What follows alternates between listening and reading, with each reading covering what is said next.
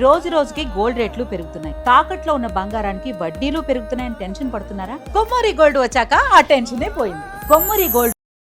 Heroine Tamannaah తెలిసిందే.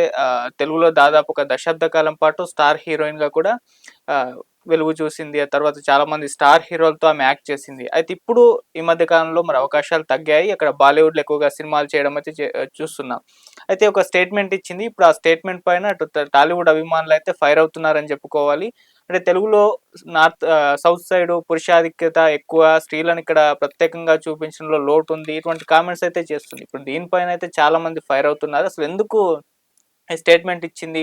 తెలుగులో అన్ని సినిమాలు చేసింది, స్టార్ హోదా ఇచ్చినప్పటికీ కూడా సౌత్ ఇండస్ట్రీ పైన ఇటువంటి కామెంట్స్ చేయడం కరెక్టేనా అని చెప్పేసి చాలా మంది ప్రశ్నిస్తున్నారు. ఇప్పుడు దీనికి సంబంధించి డిస్కస్ చేయడానికి ప్రజెంట్ మనతో పాటు senior journalist doctor Durga Vadlamani గారు ఉన్నారు. వారి ఒపీనియన్ ని తెలుసుకునే ప్రయత్నం చేద్దాం. నమస్కారం మేడం. నమస్తే అండి మేడం. తమన్నా, సో ఆ స్టేట్మెంట్స్ మీరు కూడా చూసారు. సో ఇప్పుడు ఈ స్టేట్మెంట్స్ అసలు ఎందుకు ఇచ్చారు? ఆమె సౌత్ లో ఎన్నో సినిమాలు చేశారు, స్టార్ హీరోయిన్ గా ఉన్నారు, ఇంతకాలం పాటు సినిమాలు చేసుకుంటూ వచ్చారు, ఇంత అభిమానులు సంపాదించుకున్నారు. మరి ఇప్పుడు సౌత్ ఇండియా మీద ఇటువంటి కామెంట్స్ ఇచ్చారు, ఎలా చూస్తారు మేడం? ఎలా చూస్తారంటే ఏరు దాటాక తెప్ప తగలేయడం అంటారు. శుభ్రంగా సంపాదించుకుని వ్యాపారాలు పెట్టుకుని కదా. ఇప్పుడు మీకు సడన్ గా గుర్తుకొచ్చిందా సౌత్ ఇండియాలో పురుషాధిక్యత ఎక్కువ అని? సౌత్ ఇండియా మీద పడి బతుకుతూ మీరందరూ అసలు మీకు అదేంటది హ్యాపీ డేస్ అనేది లేకపోతే మీరెవరు? 100% లవ్. అసలు బాహుబలి. సో మనం రాజమౌళి లాంటి పెద్ద డైరెక్టర్లుగా ఏం చెప్తున్నాం అంటే, నేను రాజమౌళి గారికి ఒకటే చెప్తున్నాను, సార్ మీరు సౌత్ ఇండియా వాళ్ళనే తీసుకోండి, తెలుగు పిల్లల్నే తీసుకోండి, మనకి ఏమి కొరత లేదు అమ్మాయిలకి.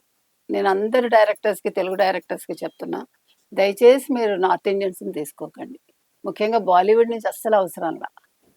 ఎక్కడెక్కడి నుంచో తీసుకొచ్చి చూపించి అవసరం లేదు. వాళ్ళు గ్లామర్గా చూపిస్తారని తెలిసి కూడా డబ్బుల కోసం వస్తున్నారుగా. ఇప్పుడు ఈ అమ్మాయి మరి ఐటమ్ సాంగ్స్ ఎందుకు చేస్తుందండి? నాకు గ్లామర్గా చూపిస్తే నచ్చదంటే మరి ఐటమ్ సాంగ్స్ ఎందుకు చేసావు? కావాలయ్యా నువ్వు కావాలి ఏదో పాట రజనీకాంత్ ఎందుకు చేసావు? ఇంకోటి ఏదో కూడా ఉంది కదా, స్వింగ్ జరా సింగ్, జై లవకుశలు ఎందుకు చేస్తావు? మరి మీరు వాడేసుకుని తెలుగు ఇండస్ట్రీని తర్వాత వచ్చి ఈ మధ్యన కొత్తగా ఇది ఫ్యాషన్ అయిపోయింది వీళ్ళందరికీ.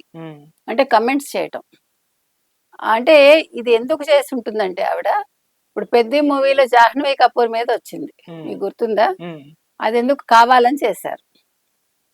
ఇప్పుడు ఒక హీరోయిన్ కి ఇలా చేయడం నచ్చదండి అనుకుందాం, ఆవిడని గ్లామర్ గా చూపించడం నచ్చదు. అదేంటి అతనెవడు ప్రభుదేవతో ఒక సినిమా చేసింది కదా ఈ అమ్మాయి, మామూలుగా హౌస్ వైఫ్ లా ఉంటుంది, తర్వాత మళ్ళా హీరోయిన్ గా డబుల్ క్యారెక్టర్. మరి అదెందుకు చేశారు? చేయకూడదు. ఇప్పుడు మీకేంటంటే బాలీవుడ్ లో మీరు నటిస్తున్నారు, అయిపోయింది, ఇక్కడ మీ టైం అయిపోయింది ఇది ఇండస్ట్రీలో, సౌత్ ఇండస్ట్రీలో.